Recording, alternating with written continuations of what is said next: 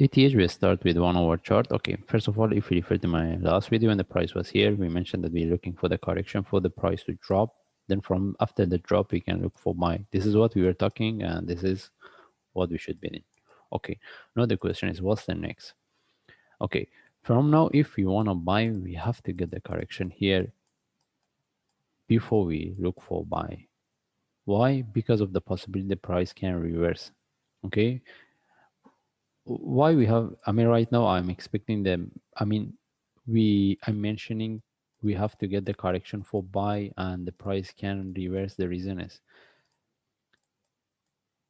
if we look at this one as a one move and this is the correction for the next move up, in this case we can expect we get the correction and the price can continue. Okay, the only question will be whether this is the one is going to continue, and that means this is the only correction, or we will be, this correction can become more complex.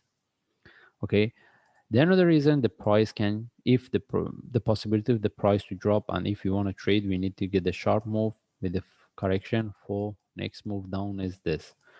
May what we are looking for is not correct, because if we move this one and if we put here, we will have expanding in relative to this two. Then this correction is finished. Then we need to look at this. And when we look at this, we will have this in relative to this two for one more correction for next move down. That's why if the price sharply drop, if you see the price is moving, is like not really fast, is consolidating, any sharp move correction, you can sell it.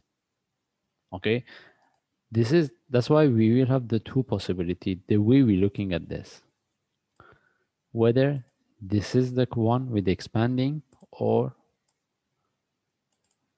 this is the correction in relative to the first move correction and the last move.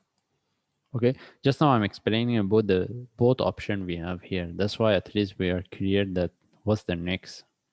Okay, now as I say, if you want to trade, the first things, if we want to buy, we have to get the proper correction.